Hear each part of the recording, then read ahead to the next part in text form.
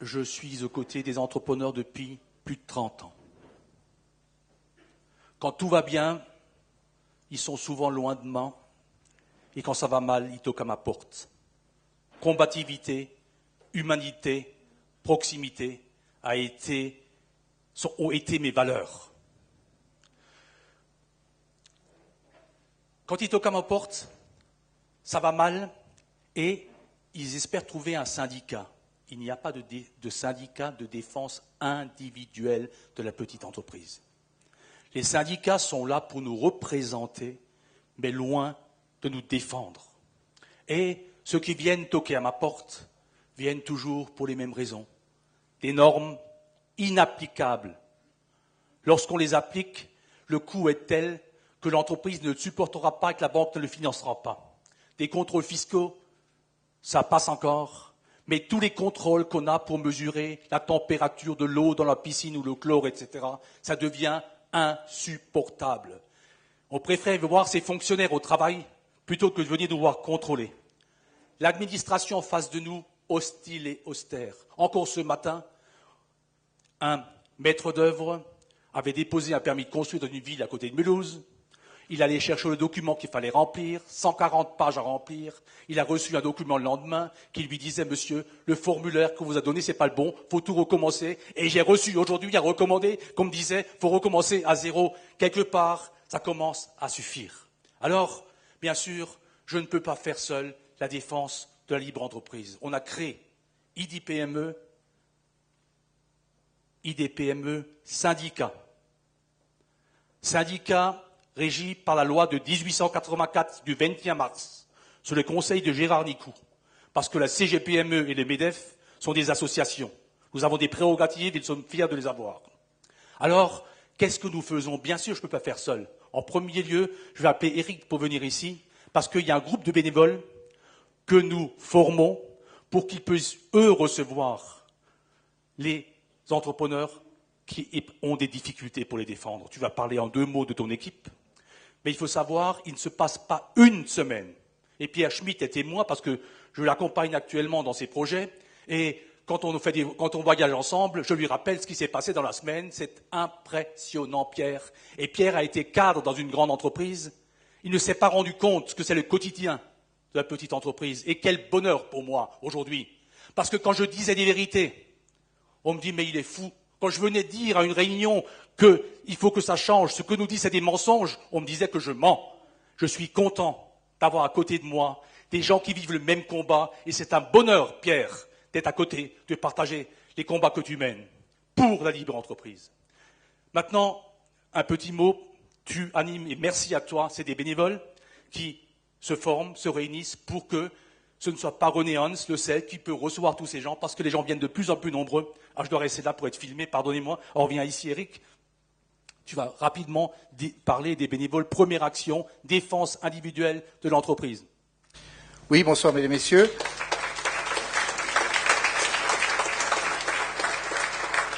Alors aujourd'hui, effectivement, c'est encore René Hans qui assume 100% des actions du syndicat. Mais pour que ça change et pour qu'on ait rapidement une action efficace avec beaucoup plus de gens, une équipe de bénévoles s'est créée, que je vais vous demander à tous de vous lever. Alors, il y a 4 personnes, Jacques Marchandon, Tommy Beyer, Guy Hummel, Roger Révélan, les 4 personnes qui, avec moi, se réunissent régulièrement de façon bénévole pour répondre, d'abord pour se former, pour apprendre et être en mesure ensuite de répondre aux soucis des entrepreneurs qui s'adresseront à nous dans le cadre du syndicat. Je vous remercie. Merci à vous, merci à vous.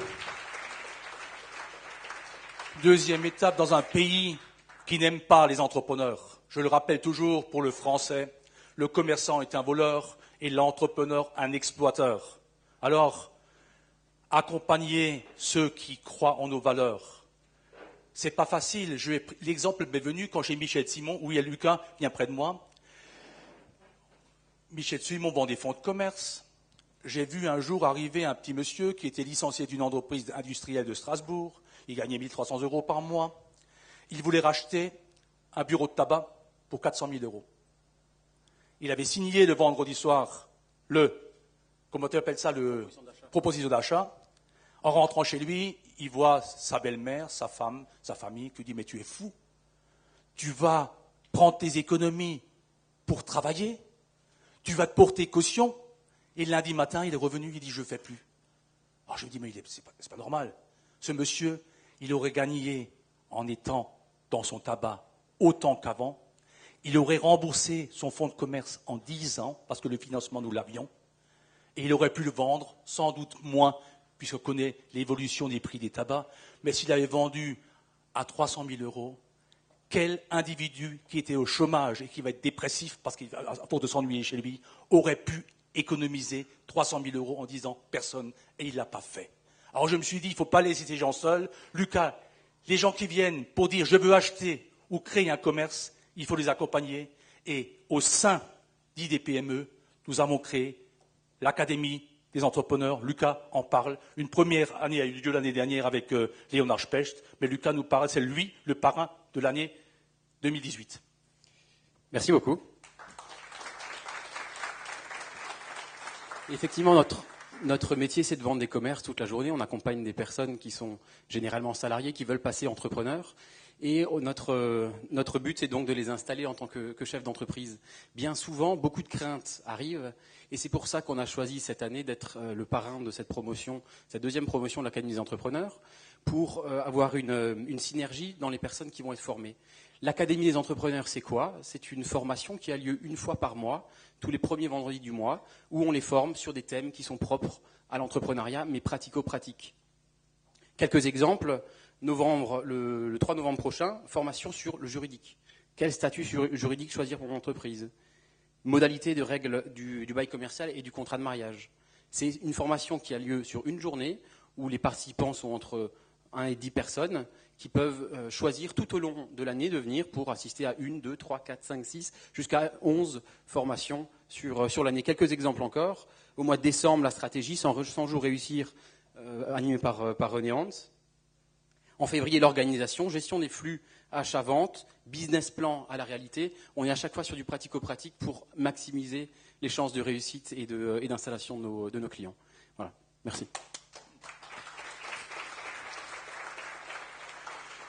Alors, quand on est membre d'IDPME, ça coûte 100 € par an et ça vous donne droit à une formation gratuite dans les 12 formations qui sont dispensées. Et nous avons trouvé cette année un accord avec le magazine satirique Hebdi. Et tous les mois, et j'ai besoin de vous, parce que tous vous pleurez, et quand il faut dire, quand on doit avoir le courage d'affirmer que ça ne va pas, il n'y a plus personne pour le dire. Comment voulez-vous que ça évolue? Tous les mois, nous avons une page réservée dans Hebdi où nous publions les mésaventures des petits patrons, anonymes ou non. Ce n'est pas neutre. Il y a 12 000 exemplaires vendus, on le trouve dans tous les kiosques, et je le diffuse largement. Le Hebdi du mois de juillet-août était consacré aux PME, largement, emmenez-le ceux qui ne l'ont pas, il est offert, n'est-ce pas? Il est entièrement consacré à ce que nous faisons. Nous l'avons envoyé à 10 000 entreprises en Alsace. Et les gens n'adhèrent pas. Ils viennent que pleurer quand ça va mal. Il faut se préparer. Une guerre se prépare. Une défense se prépare. Une chose importante a été gagnée cette année par IDPME.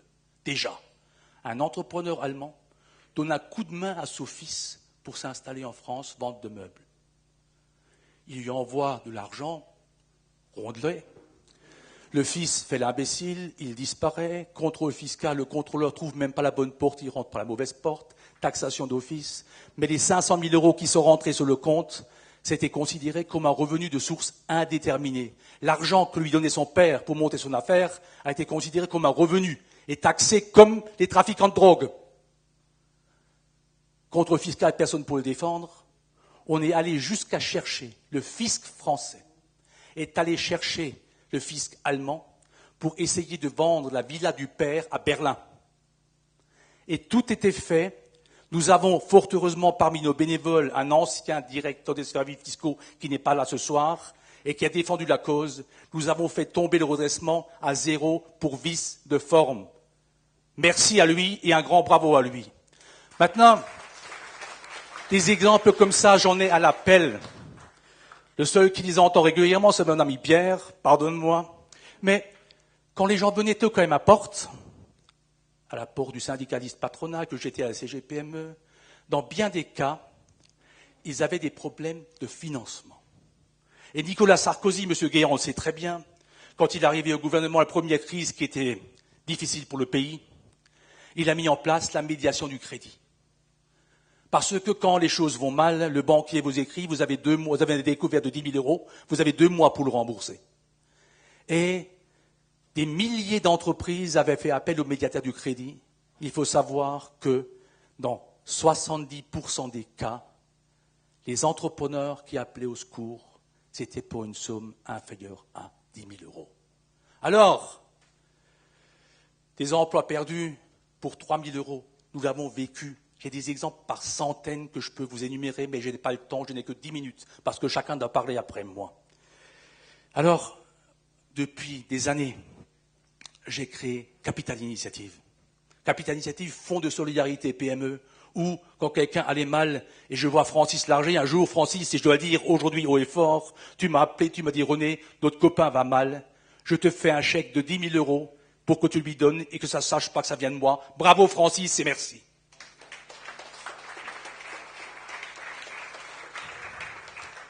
Alors, on a aidé, avec la médiation du crédit, le directeur de la Banque de France n'avait plus le pouvoir escompté et n'avait plus le pouvoir auprès des banques.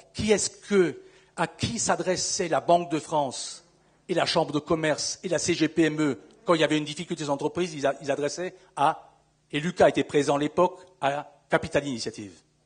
Donc Capital Initiative, c'est un modèle qu'on devait améliorer. On ne peut pas faire de la défense individuelle de l'entreprise sans un outil financier. J'ai travaillé longuement à l'époque de Nicolas Sarkozy avec M. Novelli. Je suis allé 6 fois à Bercy pour mettre en place un système, parce qu'à l'époque, on me disait, René, ton système, il est très bien, tu te fais applaudir par des patrons qui n'ont pas de moyens, mais lorsque tu auras fait un système qui intéressera les investisseurs, alors tu seras bon. Nous l'avons fait. En 2016 ou fin 2015, nous avons créé Capital Initiative RTA.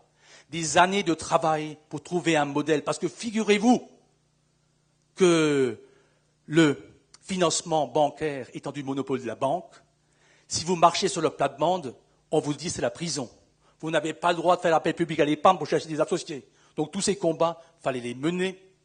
Et des promesses n'ont pas été tenues ni à gauche ni à droite. Nous n'en parlerons plus. Nous avons, en 2016, recréé Capital Initiative sur un modèle qui est validé par l'autorité de contrôle prudentiel de la Banque de France. En un an, nous avons les chiffres qui sont là, mais là où je suis fier, à fin 2017, nous aurons 1 million d'euros de capital et 10 millions d'euros d'investis. Vous faites tourner la page, s'il vous plaît, là.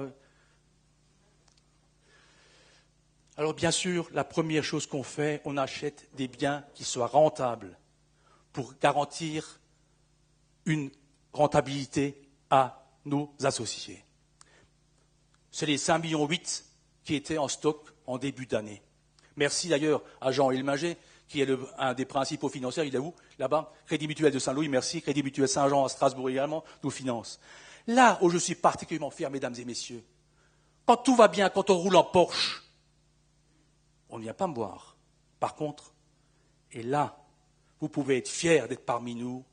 Entreprendre avec le cœur, c'est cela aussi. Dans cette année, dans ces investissements, il y a 1, 2, 3, 4 maisons qui ont été achetées parce qu'elles étaient vendues aux enchères, parce que le dirigeant en liquidation avait donné une hypothèque à sa banque. Nous avons acheté ces maisons et loué à celui qui devait être à la rue. Mesdames et messieurs, pour ceux qui m'ont accompagné dans ce combat, j'en suis fier. Il fallait le faire, nous l'avons fait et nous continuerons à le faire. Par la suite aussi, merci.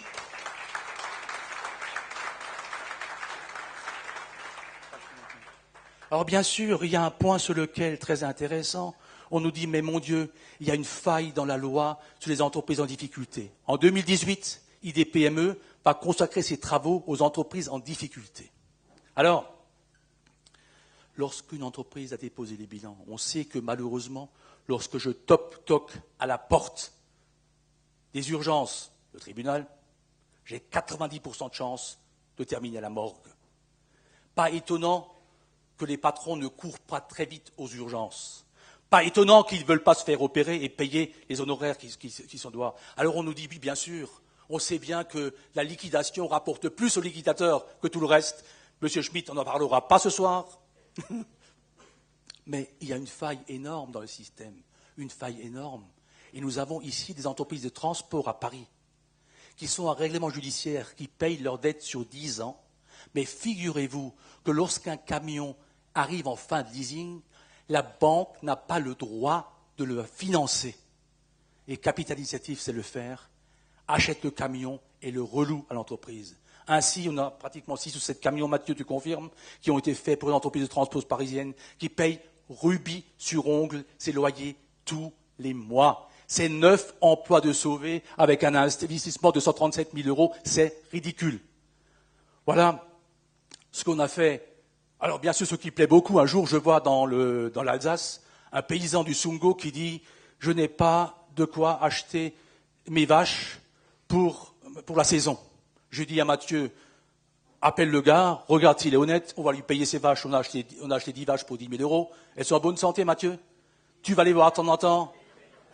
Et il paye tous les mois son loyer. Je suis fier de l'avoir fait parce que ceux qui lisent l'avis de Raiffeisen au Crédit Mutuel, c'est exactement ce qu'ils faisaient. Mais beaucoup ont oublié ces valeurs-là. Elles sont les nôtres.